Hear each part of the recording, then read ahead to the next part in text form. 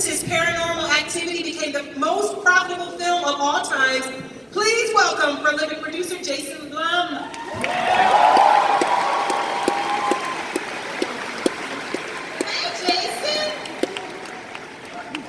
Brought you the last 5 installments of the Halloween franchise, and we thank him.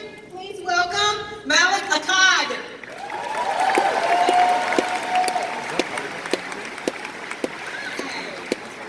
Our next panelist brought you Pineapple Express, The Sitter, and HBO's Eastbound and Down. Meet producer and director David Gordon Green.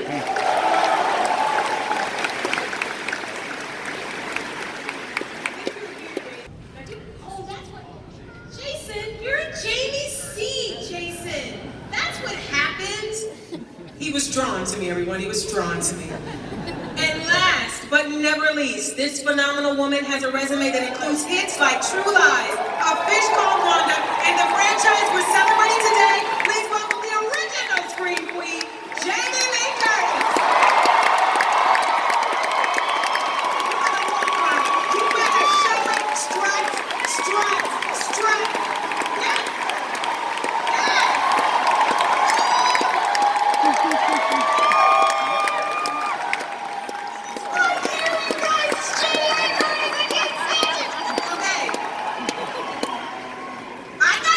She's right here. You guys, okay, let me get myself together. Let me be professional.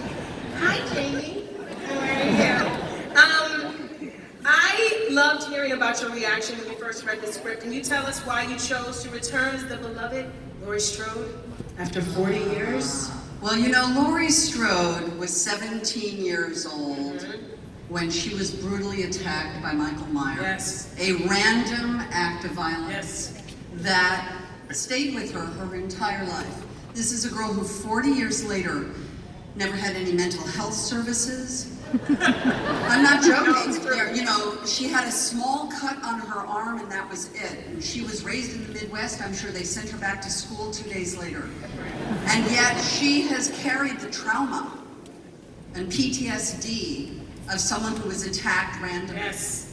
And what was so interesting about the movie that David and company wrote is that what they're honoring today is that trauma, there comes a point where you say, I am not my trauma. I am not, the narrative of my life is not that I am a victim. And this is a woman who's been waiting 40 years. That's right. To face the person who she knows is coming back to say, I am going to take back the legacy of my life. I'm going to take back my narrative, and you don't owe me anymore. And that, weirdly enough, seems to be a bit of a thing in the world today. I don't know if any of you watch, I know you're nerds, but I don't know if any of you watched the ESPYs the other day when all of those women stood on that stage while that MF and there are kids in the audience wearing Luigi and Mario hats, so I'm not saying what I really want to say. Sam Jackson did Rots in prison. Those women stood there and said, you do not control our narrative anymore. Yes. And that is why I am sitting here today in this great hall H in a movie for David Gordon Green, because he wrote a character who is saying, I'm taking back my narrative. Good night, everybody.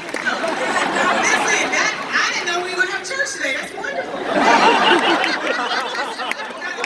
Baby, it is Freaky Friday.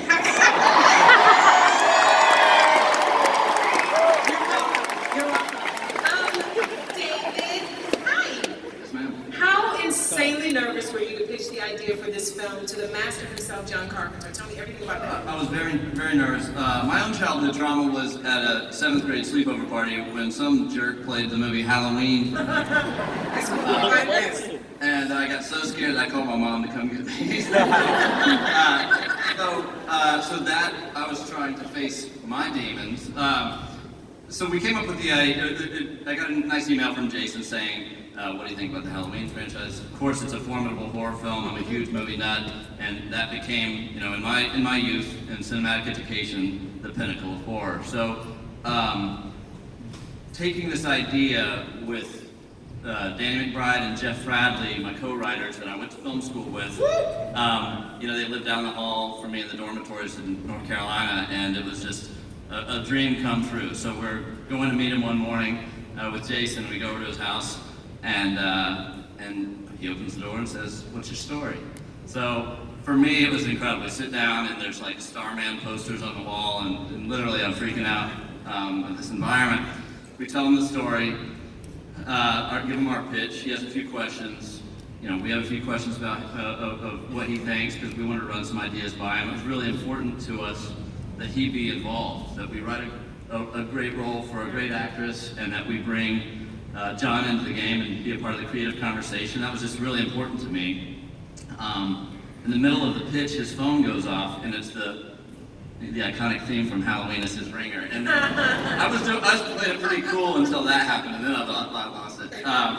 But so it was really fun. We had a great conversation, and and he said, "Okay, I'm in." He was nodding. He's like, "I like the idea." And then we said, "But we also want you to do the music." And he smiled and he said, "What kind of music?"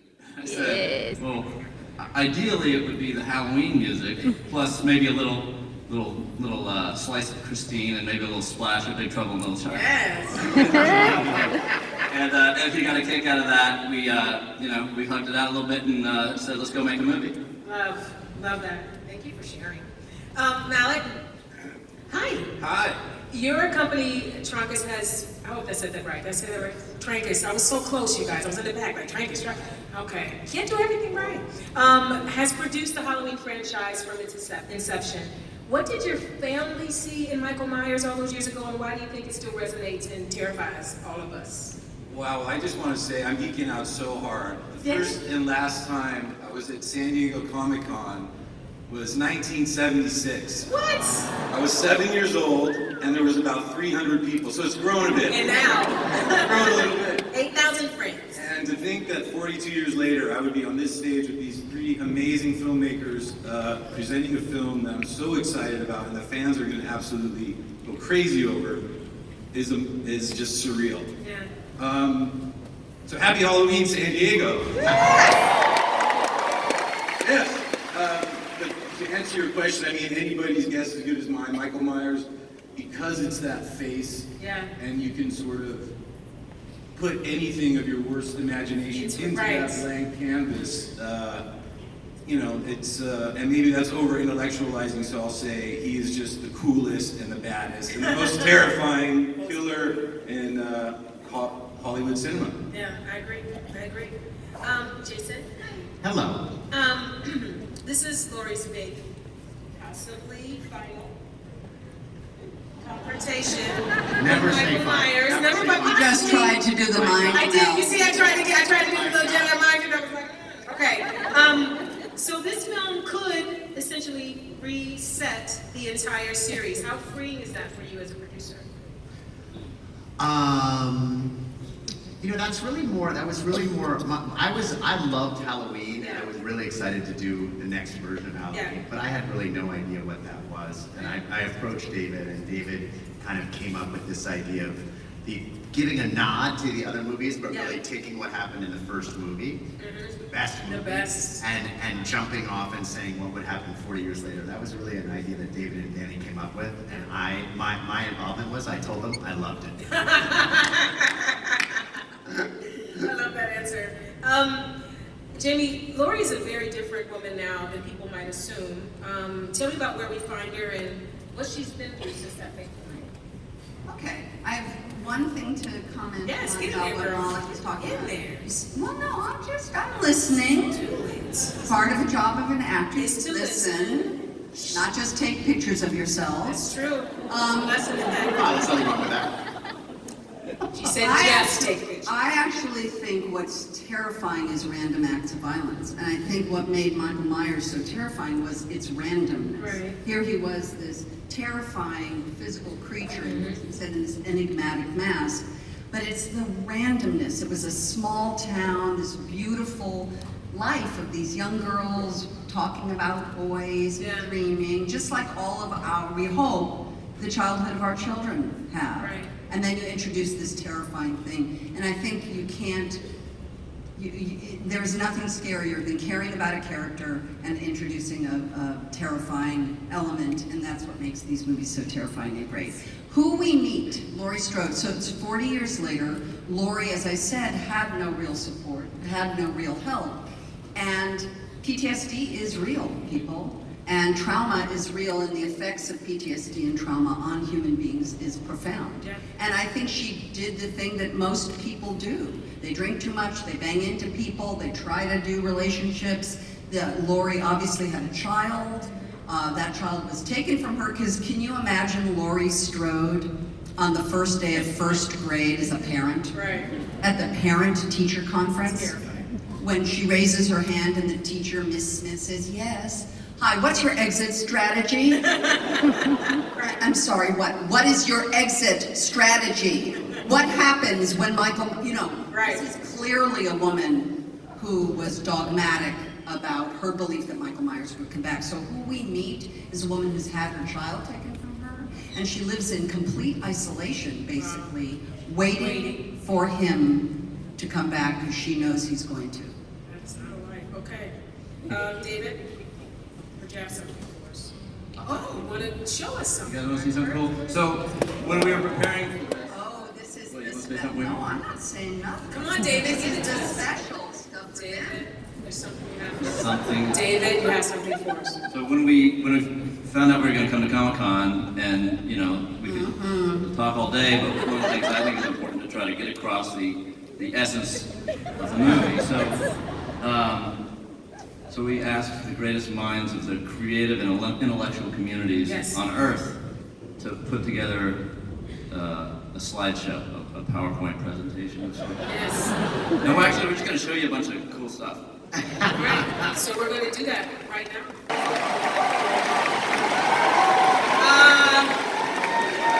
Yeah, I'm a little shook right now. So I'm just going to go to audience questions, because I don't have anything in me right now. I've been depleted with fear.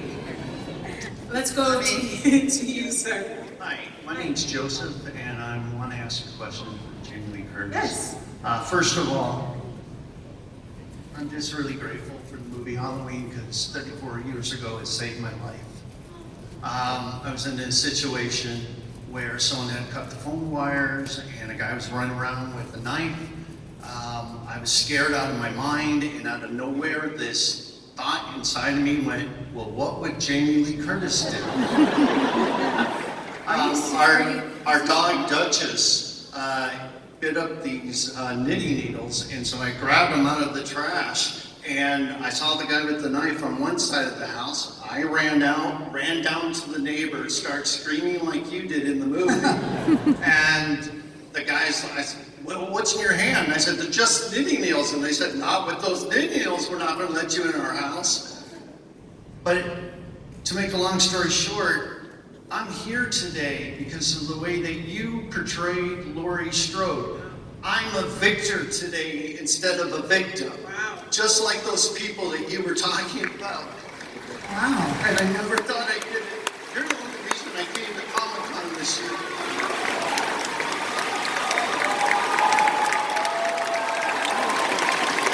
Sir, come on, sir.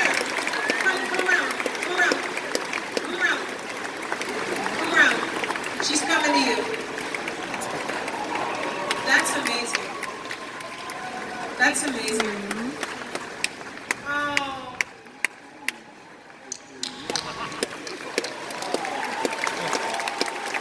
That's amazing.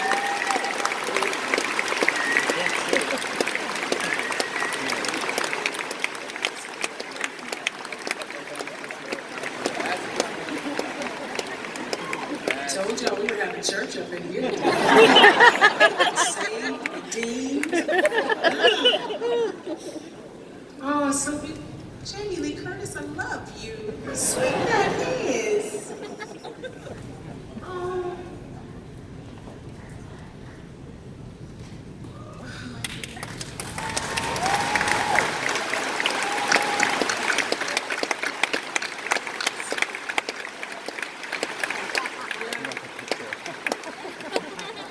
selfies, listen. Sometimes selfies heal too. So just know that. That was beautiful. We can line up the next question because I know we can get a couple more in, but I'm so happy we're all here to see that beautiful moment. Hi That's a hard listen. You better come with something. Listen, your baby was born on Halloween. Something. Give us something. What you got? Nothing really. What's your question? What's your So, question? I just have a question for you, David. I know you're a fantastic comedy director. I just want to know what elements of comedy you're bringing to Halloween, if any. We're playing it very straight, taking it very seriously, honoring the first Halloween in every way. But there's some tension breakers in there. Yeah, they're just trying to play within the reality of it, and there's not jokes and there's not set up payoff kind of things, but there's some funny characters you'll meet around on Halloween night. Awesome. Hello. My question's for Jamie. Okay. After 40 years, how easy was it to transition back into the role of Laurie? Where are you from? Scotland? Yes. You've come a long way. Welcome.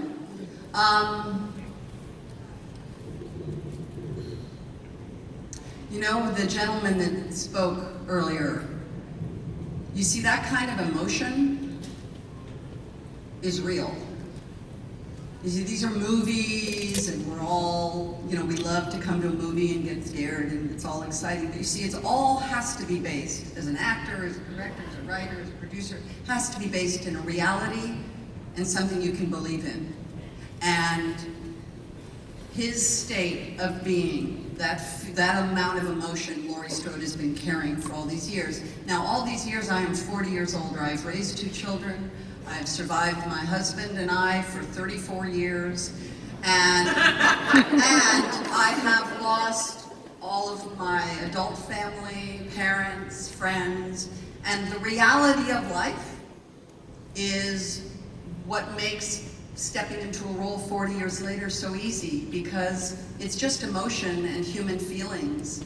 And that connection just now is the evidence of all that. We can all have a good time and everything, but it has to be rooted in something.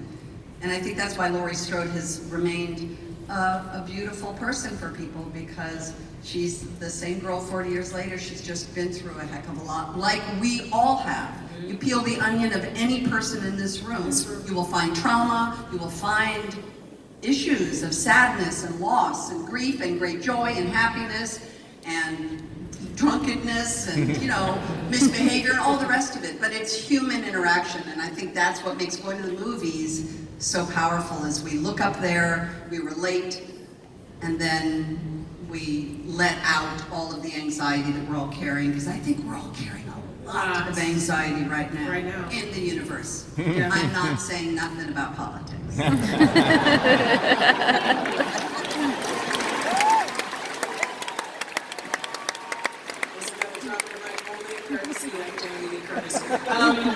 We have time for one more question. You guys are going to tag team it. Give it to us. We both want to know if you guys still go trick-or-treating at Halloween.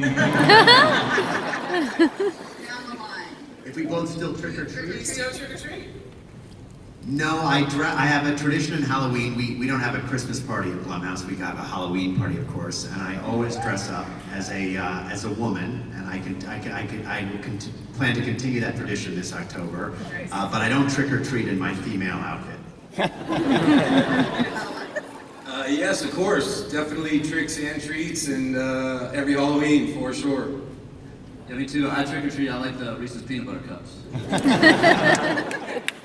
I don't. Because I am my own Halloween costume. You are. And I can just be home and be with myself. Nobody comes where I live. Nobody comes. I put candy out. I'm a really good person. I put bowls of candy out. No one ever comes. So I just look in the mirror, smile, play the theme song, watch the movie. And I will tell you, Is Halloween every day for you? Say what now? I will tell you, since we're about to leave, Halloween is the greatest job, character. Laurie Strode is the greatest part I will ever get to play. And the idea that as I am kissing 60 years old, that when I was 19 years old, on the streets of Los Angeles and Pasadena, we made this little movie with Mustafa Akkad, Malik's father. And now, 40 years later, we're at Comic-Con announcing a new movie in 2018. It is mind-blowing, and I am privileged.